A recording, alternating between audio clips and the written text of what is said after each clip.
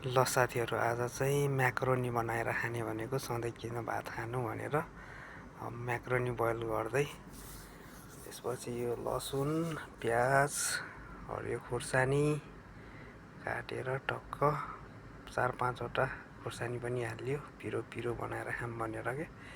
अनि प्याज पनि हालियो एउटा, धेरै चाहिँ होइन। त्यसपछि यो म्याक्रोनी बोइल भइसक्यो। अब यो छान्नीमा हल्का धुनु पर्यो, यसलाई धोएर अब फ्राई गर्नु पर्यो, तेल थोरै।